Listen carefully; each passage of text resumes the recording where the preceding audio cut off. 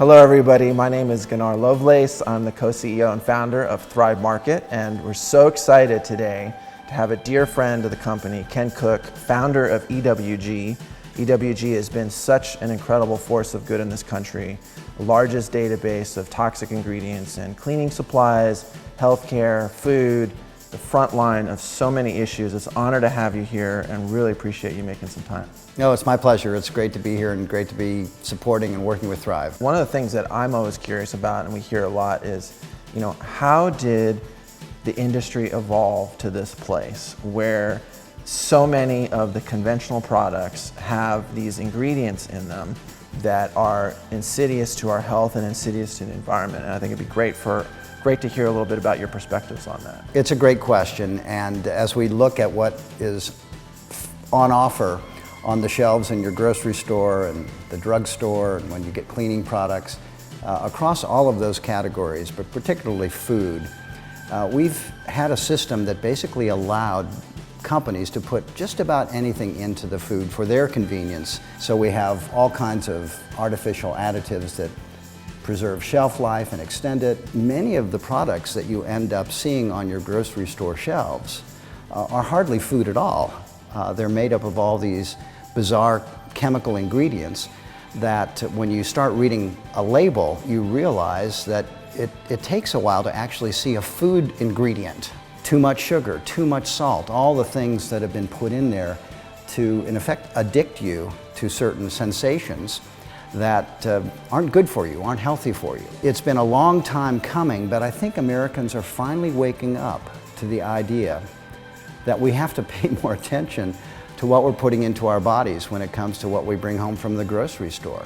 People are looking for cleaner labels, they're looking for non-GMO labels, they're looking for organic food. And it's really begun to make a big difference, but it's been a long time coming, and we've got long-term habits, cultural habits that we have to break. The explosion of advertising on the low-fat, high-processed carb diet over the last 20 years, and just the absolute explosion that that's correlated to obesity and diabetes. $300 billion a year now spent on diabetes alone, and similar numbers for obesity, which are pure symptoms of the fact that we're eating processed toxic food. Yeah, no question. I mean, I think we will look back and wonder what were we thinking? Well, the answer is we weren't thinking. Right. The whole point of the marketing system that's grown up around food is to stop you from thinking, to get you to operate out of habit.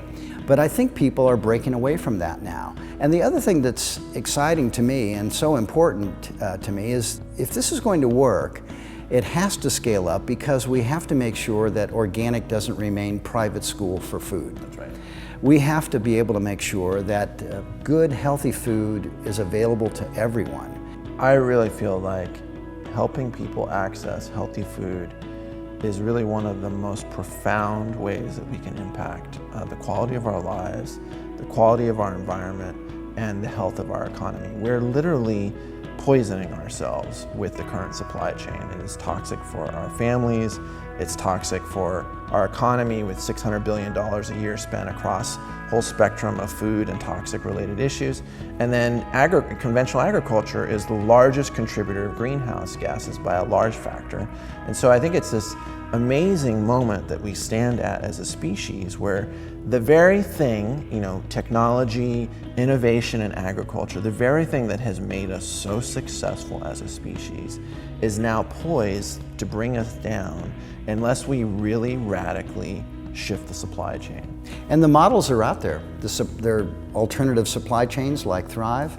There are alternative ways of growing food, organic, non-GMO. There's lots of experimentation, local food, that whole phenomena, farmers markets and so forth, people getting in contact and connection with the people who are actually growing their food. This is a big deal. And I really do feel more hopeful now than I felt 10 years ago. We want to make sure that no matter what kind of food is being offered, it's nutritious, it doesn't have extra junk in it, and we want to make sure it's affordable.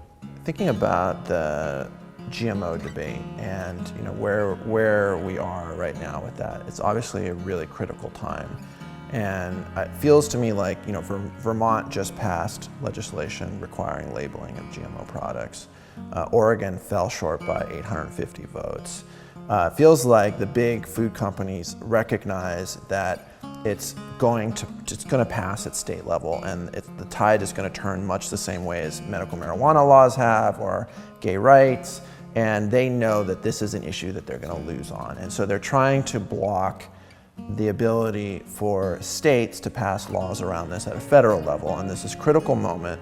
Can you just help everybody understand a little bit about this issue? Sure. I mean, you know, citizens in 60 plus countries around the world have the right to know if food contains genetically engineered ingredients. It's on the label. In the United States, we haven't done that. It's just voluntary. The Food and Drug Administration, our regulatory agency, has decided not to require labeling for that. So states, in the absence of federal action, have acted on their own. We've had ballot measures. We had a big fight here in California, Prop 37. The food companies and biotech and chemical companies spent tens of millions of dollars, and they narrowly defeated it. Same in Oregon. State legislatures, Maine, Connecticut, and Vermont have all passed legislation that is poised to require labeling. And it's interesting, this is the first food issue that's really been politicized at the ballot box.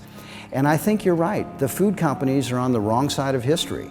Not only are they going against the basic tenet that the customer's always right and they have a right to know what's in their food, the notion of transparency, which is catching on across the economy, but they're also doing the dirty work of the pesticide companies like Monsanto. And so they've decided to go to Washington and stamp out all this democracy, which is so messy, right? When people actually decide to take power in their own hands, put a ballot measure before the voters, go to the state legislature and say, we want to label genetically engineered food. What a radical idea. What a crazy idea, right? We got to stop that right away. And so that's what they're doing. They went to Washington. They've spent $50 million in Washington just on the lobbying and campaign contributions to require the Congress to pass a law that would prohibit states from labeling genetically engineered food, and also make it likely that natural food could include genetically engineered ingredients. This is just completely over the top as far as I'm concerned, as an insult to democracy and to voters and to our right to know. But that's what it's come to, and I think it is a big battle, and it will be settled probably in the next few months in Washington. We're fighting very hard to make sure this law doesn't become law. So we're firm believers in supporting this. We're the largest retailer in the country selling only GMO-free foods. So that's a line that we exactly. Thank you. And you know, what is something like, obviously signing petitions, you know, that's key.